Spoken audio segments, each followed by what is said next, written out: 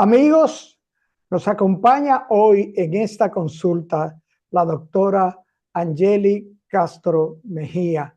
La doctora Castro Mejía es cirujana general, coloproctóloga, a quien damos la bienvenida a Consulta Participativa. Licenciado Opperman, para mí un placer.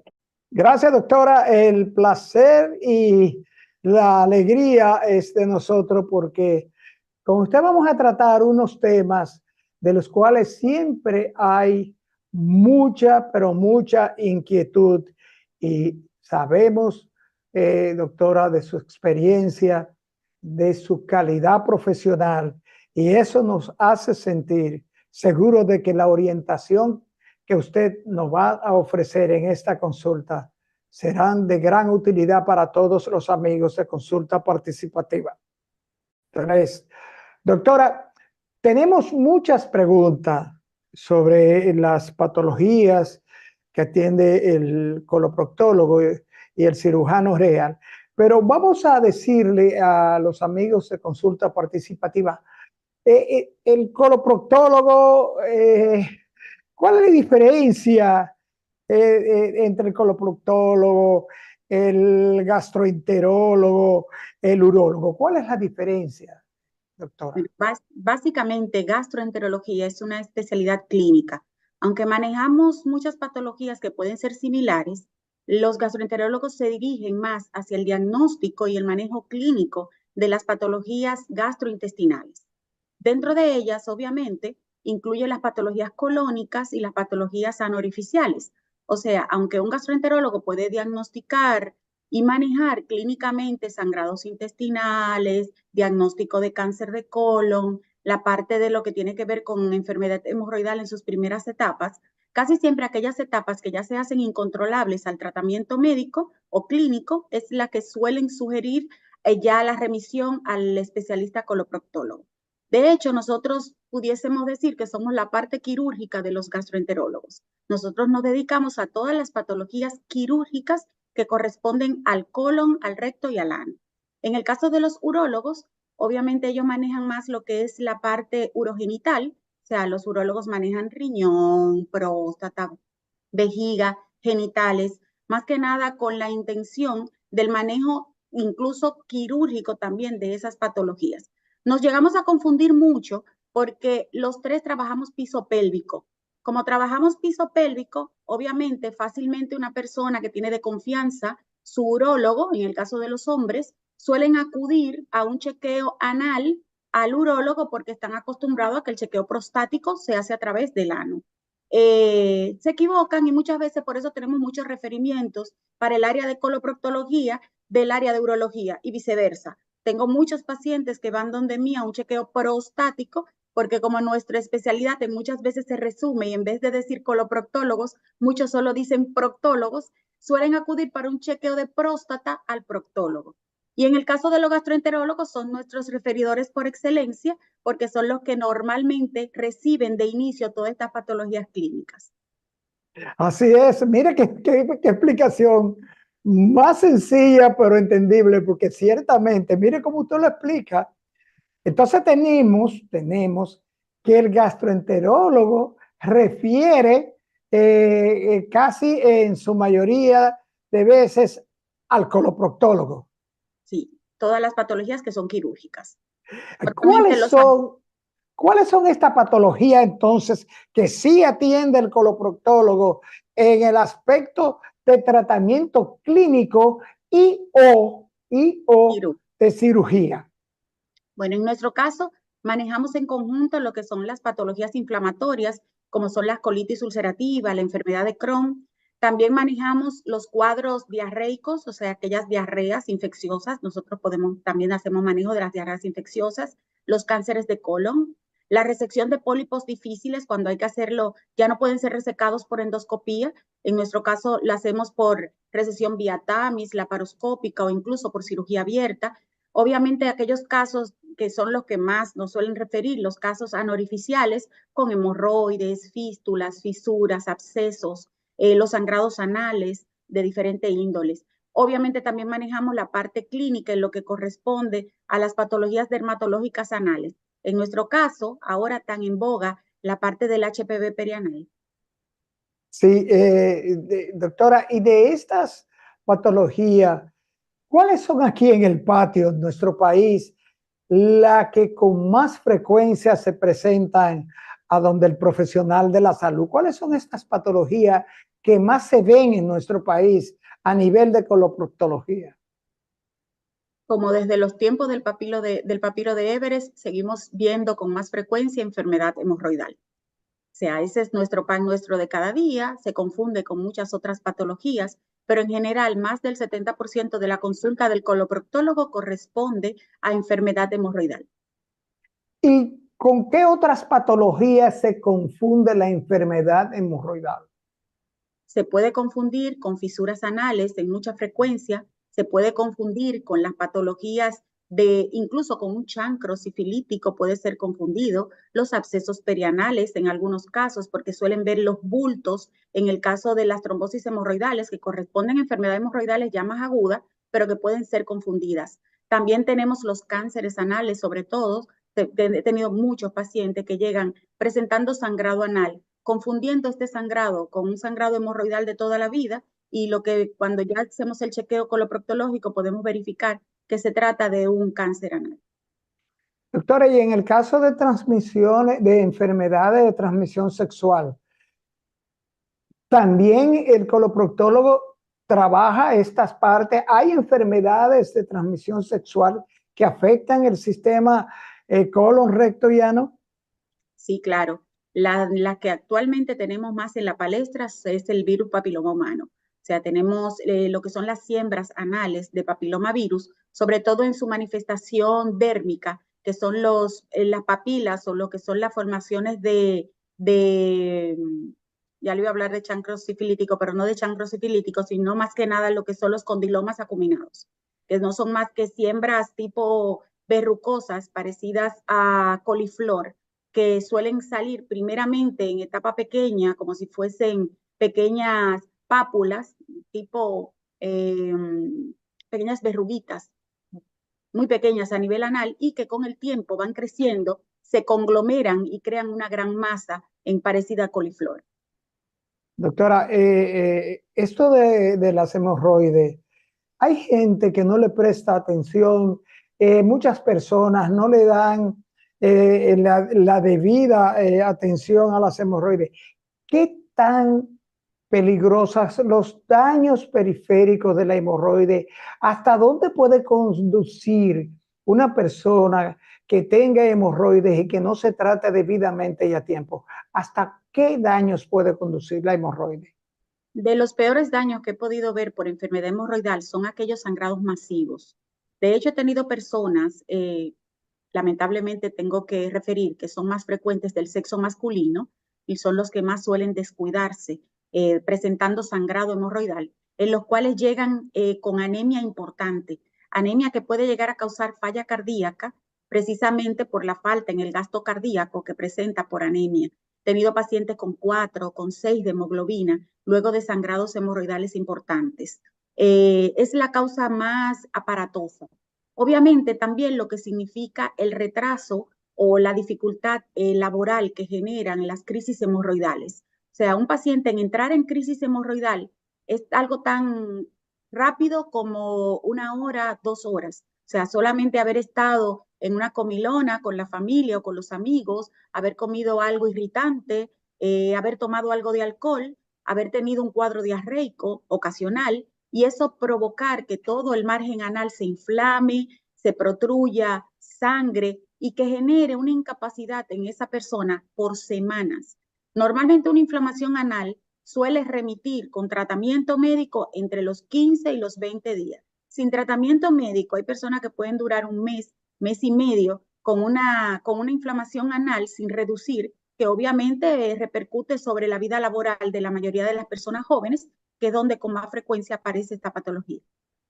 ¿Cuáles deficiencias provocan las hemorroides? ¿Qué causa las hemorroides? Porque esto ya suponemos que cuando un hemorroide está ya en un proceso de sangrado, tenemos a un amigo que inclusive, doctora, se vio al borde de la muerte perdió toda la masa muscular, perdió libra y los sangrados llegaron a ser tan fuertes que hubo que llevarlo casi inconsciente de emergencia.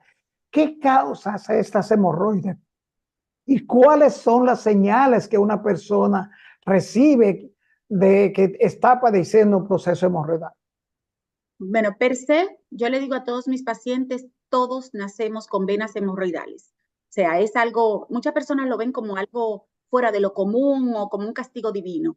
Realmente todos tenemos venas hemorroidales desde el momento del nacimiento. Son estructuras normales del canal anal. Tenemos venas hemorroidales tanto en el canal anal interno como en la parte externa del ano. Y obviamente su nombre va a corresponder a hemorroides internas, aquellas que están en la parte interna, hemorroides externas, aquellas que están en la periferia.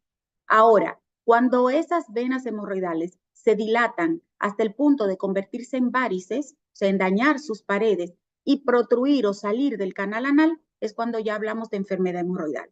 Esta enfermedad hemorroidal, en su mayoría, en los inicios, lo que suele presentar son simples pruritos, o sea, picazón en el margen anal, pueden presentar incomodidad o molestia en el paso de las heces fecales, algunas pueden provocar ligeros sangrados o un escaso dolor en el momento de la evacuación, o simple y llanamente la poca protrusión que el paciente amerita volver a reintroducir en el momento en el que termina de defecar. A medida que el proceso de la enfermedad va avanzando y se va dilatando cada vez más la patología hemorroidal, lamentablemente al afinar la pared y el endotelio del vaso sanguíneo irse lastimando y rompiendo, yo le explico a mi paciente, es como si usted soplase una vejiga. Mientras más usted la sopla, más fina se va a hacer su pared. Por lo tanto, al afinar la pared, los episodios de sangrado suelen ser cada vez más recurrentes, los de dolor y obviamente lo de ingurgitación de las venas. Resulta que esa vena debe de tener un flujo laminar. La parte de la sangre debe de correr de un lugar hacia el otro. En los casos donde hay patología hemorroidal, en la sangre lo que hace es una especie de regurgitamiento, vuelve y al lugar anterior y da la vuelta nuevamente. Eso hace que se formen microcoágulos, hace que se lastime el endotelio, que genere más dolor, que el endotelio se rompa, que presente sangrados, que la protrusión al salir totalmente la vena hemorroidal del ano y cerrar el esfínter anal, obviamente genere que se formen lastimaduras e inflamaciones a nivel del endotelio que generan una incomodidad terrible para el paciente. De hecho, hay algunas personas que llegan años después de presentando la patología hemorroidal que a veces resulta increíble cómo esas personas pueden transcurrir 10, 15 años de su vida teniendo que cambiar totalmente su estilo de vida para poder manejar una enfermedad hemorroidal. Hay pacientes que luego de evacuar tienen que esperar media hora, 40 minutos para desarrollar su día a día, porque tienen que esperar que ese hemorroide vuelva a su lugar habitual, o tienen que hacer todos los días baños de asiento, o utilizar cremas antiinflamatorias que son a largo plazo dañinas, porque casi todas las cremas antiinflamatorias hemorroidales tienen esteroides, y el uso de esteroides tópicos a largo plazo genera dermatitis de la piel. Por eso usted va a ver a veces muchos pacientes que van a llegar con toda la piel perianal quemada, lastimada, también con laceraciones por prurito, o sea, la picazón que genera la dermatitis del esteroides permite que el paciente se rasque, haga rascado y por lo tanto que genere infecciones en esa zona. En verdad suelen ser casos que son muy particulares de paciente a paciente, porque en algunos, por el temor que genera el manejo de la enfermedad hemorroidal, algunos dicen, esa es la cirugía más terrible que hay, eso duele increíblemente, no te operes, eso vuelve a salir. Hay tantos mitos en nuestra cultura que permiten que esos pacientes se asusten y por lo tanto no quieran acudir a la consulta. Aparte, usted sabrá que como dominicanos somos, siempre tenemos un vecino, un amigo, un allegado que regala una crema, que le dice que se coloque un paño caliente, que ¡Tómate un le dice purgante! se tome un laxante, que le dice que eso es normal, que eso es de la gente, que ese sangradito se para con una hierba X. Entonces, lamentablemente tenemos ese paciente que se retrasa tanto en la consulta nuestra como en la consulta de gastroenterología. Doctora, explíquele a los amigos de consulta participativa. ¿Es cierto que las hemorroides solo son producidas por el estreñimiento? No. hay un sinnúmero de causas que puede generar dilatación de las venas hemorroidales. Desde causas tan sencillas como malos hábitos, sentarse en el baño. Hay personas, usted sabe, que suelen leer en el baño, llevarse el celular, o simple y llanamente esa es su zona de tranquilidad y en la cual pueden desarrollar 30, 40 minutos sin que los hijos los molesten o sin que el esposo los llame. Entonces es el momento en el que ese paciente dura 30, 40 minutos sentado en el inodoro y esa sensación de pujo, esa sensación de estar en un área hueca, en una posición de pujo, genera que se expulsen las venas hemorroidales fuera del canal anal, lo cual en un día o dos no va a generar un prolapso, pero que en un transcurso de la vida, normalmente 20, 30 años de esos malos hábitos sí lo puede generar. También lo pueden hacer los cuadros de diarrea, esos cuadros que generan, esos pacientes que evacúan de manera diarreica o que peor aún, se tienen que laxar. Usted sabe que hay muchos pacientes que entienden que duré 2 días sin ir al baño y yo necesito laxarme para limpiarme. Es algo que yo le repito a los pacientes, usted no está sucio por dentro, usted no necesita limpiarse. Entonces, usted solamente debe de comer de manera saludable. Pero no, usted sabe, no, yo evacúo cada 2 días, pero si duro 3 días ya yo me tomo un laxante. Son pacientes que se laxan con regularidad.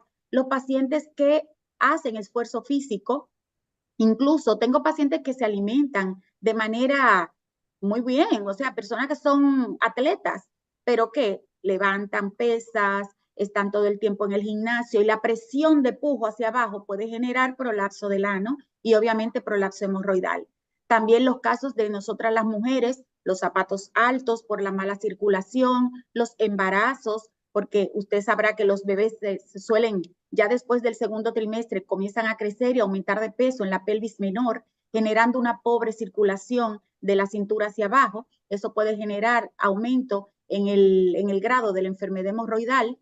Incluso el hecho de factores hereditarios. Hay pacientes donde toda la familia tiene daños en el endotelio y tienen problemas circulatorios, no solamente a nivel anal, sino también a nivel de miembros inferiores. Los alimentos irritantes, personas que les gustan los alimentos picantes, que suelen ingerir mucho alcohol. Entonces, esas personas lamentablemente tienen una predisposición mayor a generar enfermedad hemorroidal. Las mujeres con las fajas, los hombres que suelen utilizar también fajas, porque se recuerda que ahora también hay hombres que utilizan fajines. Esos fajines lamentablemente aumentan la presión pélvica y pueden hacer que esas venas hemorroidales protruyan. O sea, hay miles de causas e incluso hay en algunos casos que son una suma de factores. O sea, hay veces que no es solamente un factor, se suman todos y entonces ahí se genera la enfermedad hemorroidal.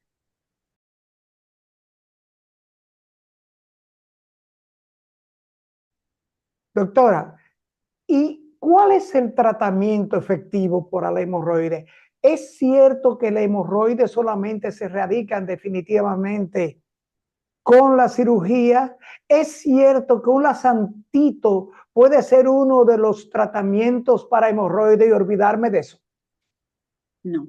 Básicamente lo ideal en la enfermedad hemorroidal es evitarla, como en todas las enfermedades. Y la mejor manera es mantener buenos hábitos intestinales, comer abundante fibra. De hecho, lo que yo les recomiendo a los pacientes es que por lo menos entre 30 a 40 gramos de fibra al día, hidratarse bien, mantener una buena higiene y no lastimar el área perianal. Recuerde que nosotros estamos acostumbrados a limpiar con papel higiénico. Yo no recomiendo la limpieza con papel higiénico, sino más bien con lavados. O en casos de que no estén en la casa, unos wipes, preferiblemente que no tengan alcohol, que no tengan ningún tipo de colorante o perfume. En el caso de las venas hemorroidales, ya dependiendo del grado en el cual lleguen a nosotros, obviamente el primer manejo siempre va a ser clínico. Siempre vamos a dar tratamiento clínico a ese paciente y seguimiento, tratando de que precisamente no genere más grado de enfermedad. Ahora, en aquellos casos donde lamentablemente, porque tengo que decir lamentablemente porque son la mayoría, ya suelen acudir en los últimos grados de la enfermedad, donde ya tenemos un grado de hemorroides grado 3, grado 4, ya tenemos un hemorroides protruido, sangrante, que lastima al paciente y que le dificulta la evacuación, lamentablemente ya ahí la patología conlleva algún tipo de procedimiento, que puede ser algo tan sencillo como una ligadura hemorroidal, que suelen hacerse en consultorio, inclusive para reducir el tamaño de las venas hemorroidal. Yo le explico a los pacientes, la ligadura hemorroidal es como en los tiempos de antes cuando nos amarraban una verruga con hilo para que se esclerosara y se cayese sola por falta de circulación, es muy parecido. Es un procedimiento que se hace en consultorio y se reduce el tamaño de la vena hemorroidal.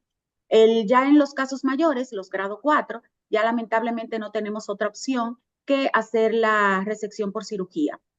Le digo a los pacientes que todo médico siempre va a evitar retirar todas las venas hemorroidales durante un procedimiento quirúrgico, porque las hemorroides están ahí porque Dios no las dio para algo. O sea, ellas no están de más en el canal anal, ellas tienen una función y la función es servir de zapatilla o sello al ano, lo que nos permite tener una continencia fina y evitar que a nosotros se nos escapen los gases o se nos escape la materia fecal líquida o el moco anal, son las venas hemorroidales. Mientras los esfínteres anales van a impedir el paso de la materia fecal sólida, lo que evita los gases y los líquidos derramados son las venas hemorroidales. Por lo tanto, cuando nosotros realizamos un procedimiento, sí o sí vamos a tratar de conservar venas hemorroidales aunque no estén en el mejor estado, para que sigan cumpliendo función de sello anal. Por eso usted va a escuchar muchas personas que le dicen, no se opere, que eso vuelve.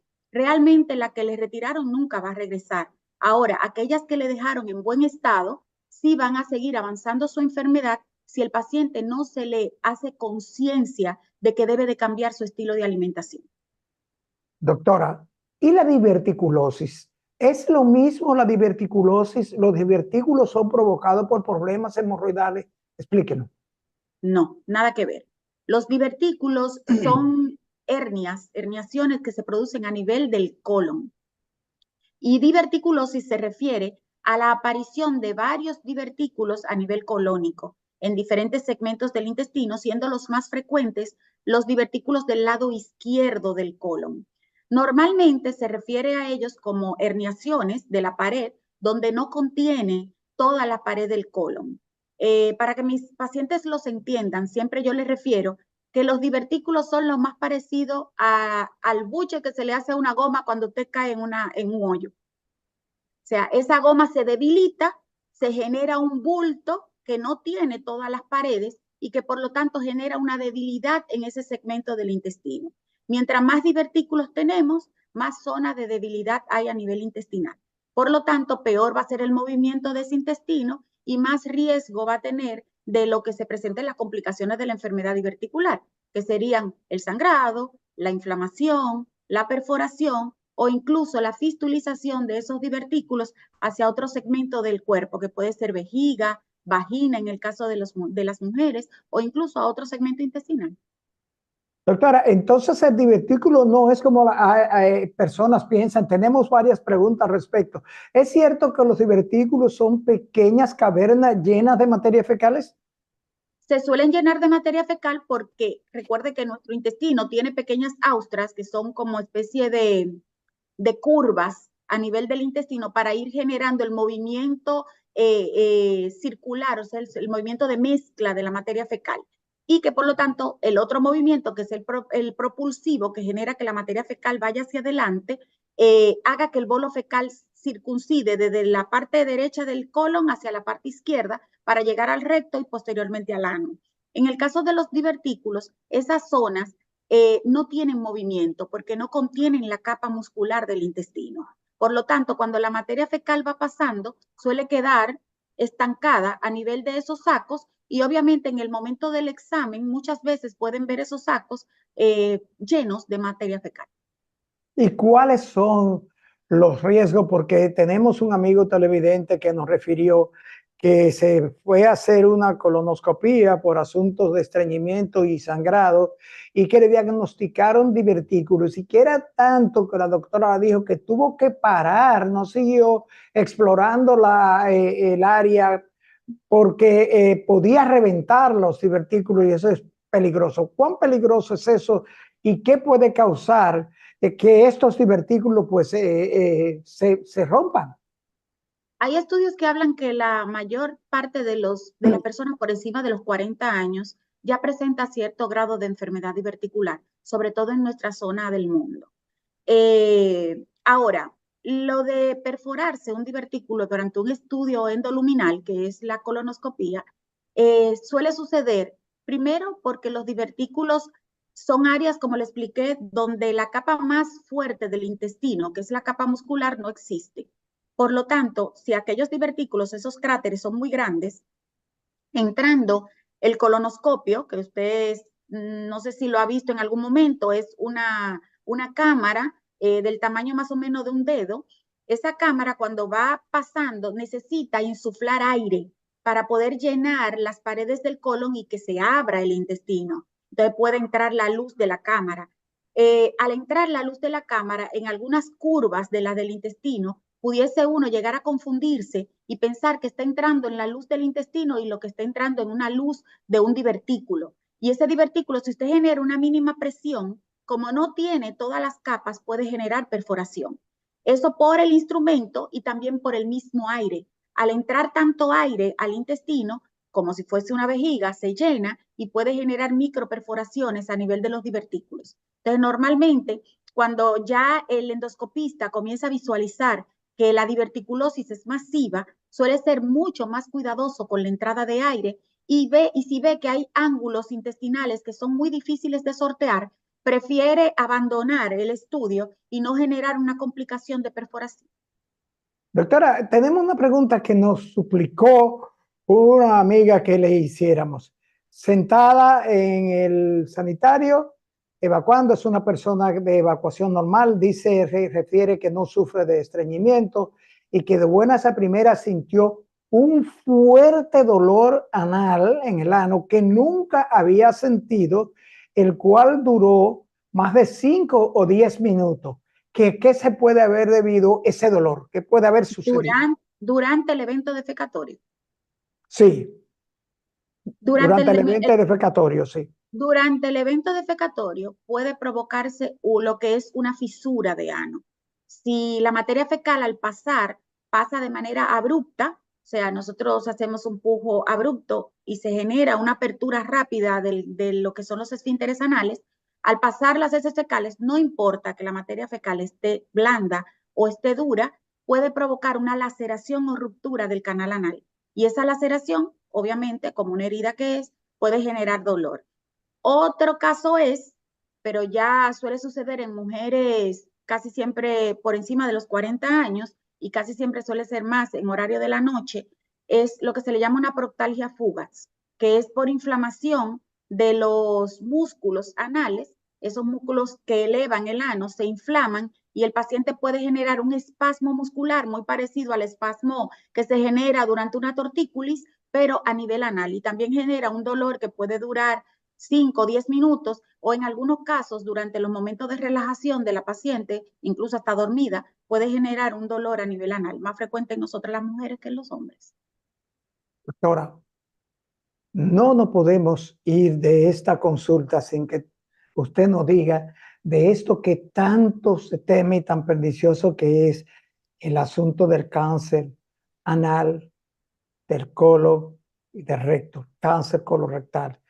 ¿Qué tan común es esta patología y cuáles son los daños que producen el cáncer anal? Estos tumores benignos, malignos, explíquenos.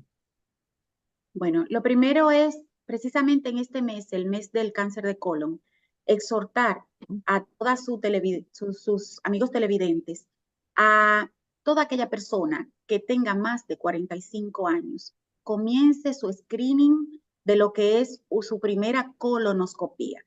Prevenir siempre va a ser lo mejor. O sea, la mayoría de los cánceres que tenemos a nivel colónico y anal pueden ser prevenibles con una simple colonoscopía a tiempo. El cáncer de colon es la tercera causa de muerte por cáncer a nivel mundial. Y lástima está decir en nuestro país que aunque las estadísticas mundiales hablan de que el cáncer de colon aparece en edades por encima de los 60 años con más frecuencia, lamentablemente lo que estamos viendo en nuestro país son jóvenes de 38, 35 años, 40 años y no más de 60 años. Ya cada vez vemos menos esos pacientes envejecientes con cáncer colorectal. Ahora mismo estamos viendo personas jóvenes que inician su vida productiva y que tienen que detenerla porque tienen que luchar contra este mal. Evitable, como le digo, porque la mayoría son producidos por pólipos Lo más frecuente del cáncer colorectal es el cáncer esporádico, a diferencia de lo que piensa la persona, que no, yo no tengo en mi familia a nadie con cáncer, por lo tanto yo no voy a tener cáncer. No, el cáncer colorectal es un cáncer esporádico, que es una ruleta rusa que le puede tocar a cualquiera. Por lo tanto, evitar todo aquel paciente que ha presentado sangrado recurrente transanal, ir a hacer una colonoscopia de control. Todo aquel paciente que presenta cambios bruscos en la forma de evacuar debe realizar una colonoscopia de examen. Aquellas personas que han tenido salida de moco, sobre todo moco claro, con sus heces fecales, deben de revisar y hacerse una colonoscopia. Aquellas personas que han iniciado anemia o se sienten debilitadas y no tienen una causa aparente de esa anemia, o aquellas personas que comienzan a presentar pérdida de peso y que no tienen una causa aparente para él. Es importante que se hagan su primer screening. Ahora, una vez aparecido el cáncer colorectal, ya nos quedaría a nosotros la lucha contra ese mal y su grado de avance. Doctora, y este cáncer colorectal, ¿es cierto que la metástasis y se manifiesta y perjudica también y hace daño a nivel prostático? Es raro, excepto que el cáncer, en los cánceres de recto, que los cánceres de recto por invasión locorregional pueda invadir la parte prostática, pero en general el cáncer de colon a donde suele hacer metástasis es a hígado, pulmón, hueso, pero con mucho más frecuencia a hígado. La causa rara ya por próstata sería un cáncer de recto y que por continuidad logre abrazar la próstata, pero es muy raro que el cáncer de recto y el cáncer de próstata tengan simbiosis.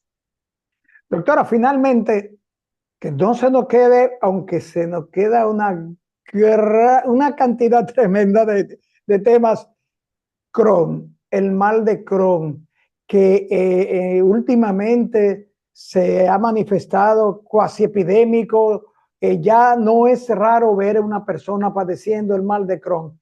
¿Qué produce esta patología? Lamentablemente es una patología autoinmune. Digo lamentablemente es porque no tiene una causa el por qué suceda a una persona la patología de Crohn. El Crohn y la colitis ulcerativa son las dos enfermedades inflamatorias más frecuentes que se estudian y que se manejan. Es una alteración celular que hace a nivel intestinal que el cuerpo rechace sus propias células inmunitarias. O sea, es una pelea entre las células inmunitarias de todo el tubo digestivo, desde la boca hasta el ano, donde una inicia la pelea con la otra, con su hermana, diciendo no te quiero, y donde genera un proceso inflamatorio crónico del cual el paciente no sale, excepto que sea manejado clínicamente para eso. O sea, Doctora, son úlceras, fíjese, inflamaciones, cráteres, sangrados que se generan a nivel intestinal, pero por esa pelea que le digo de manera constante. doctora, ¿y la induración anal? ¿Qué es una induración anal? Induración anal es una masa, un duro, una inflamación a nivel anal y resulta que es una causa frecuente de consulta. La mayoría de las personas o van porque tienen sangrado, o van porque tienen dolor, o van porque tienen una masa perianal. Y la masa perianal puede ser algo tan sencillo, que es lo más frecuente, una trombosis hemorroidal, que es que se genera un coágulo en una vena hemorroidal, puede ser interna, puede ser externa, un absceso perianal, que es lo que todos conocemos como una pequeña formación de secreciones purulentas debajo del tejido anorificial, o puede ser algo tan grave como la formación de un nódulo o cáncer anal, o incluso una patología como estuvimos conversando, la parte de un chancro sifilítico o que tenga una condilomatosis por virus del papilomavirus. O sea que la induración anal no es una afección tan grave, de tanta atención como la hemorroide. Depende. Lo que pasa es que muchas veces todo inicia con que me toqué en el ano algo anormal. Cuando toco el ano, algo anormal, es mandatorio ir a hacer una consulta, porque resulta que el ano es una zona olvidada del cuerpo, muy parecido a los pies. La mayoría de las personas no pueden llegar la vista a la zona anal. Por lo tanto, la mayoría de veces usted hace el diagnóstico por tacto. Usted se estuvo higienizando, sintió una masa, no puede visualizar qué es esa masa, no siempre esa masa genera dolor. Entonces, lo ideal es que se consulte a tiempo, porque puede ser, como les repito, algo tan sencillo como una trombosis o una pequeña vena hemorroidal que esté protruyendo del canal, o algo tan complicado como un cáncer de ano que se esté desarrollando. Doctora, se nos acabó el tiempo. Ya me están haciendo muchas señas, pero no podemos dejar esta consulta sin que usted le diga a los amigos de Consulta Participativa dónde está prestando su servicio la doctora Angeli Castro Mejía, cómo pueden contactarla. Yo laboro en el Hospital Docente Padre Villini, también en el Centro Oriental de Ginecología y Obstetricia en la Sabana Larga. Mis números de contacto son el 809-769-1762. Pueden buscarlo a nivel de Google o a nivel de las redes sociales y lo van a encontrar con mi nombre. Yo estoy para servirles. Gracias, doctora. Gracias por dedicarnos esa consulta en su apretada agenda. Se nos quedan muchos temas, lo que nos induce a públicamente invitarla para una próxima consulta cuando su tiempo así lo permita. Gracias, Para doctora. servirle, Opelman. Para mí, un honor y un placer haber compartido con ustedes. Gracias. Amigos, después de esta interesantísima consulta con la doctora Angeli Castro Mejía, cirujana general, coloproctóloga, solo nos resta dar las gracias por acompañarnos en estas consultas orientadoras de salud. Amigos televidentes, nos vemos en la próxima consulta.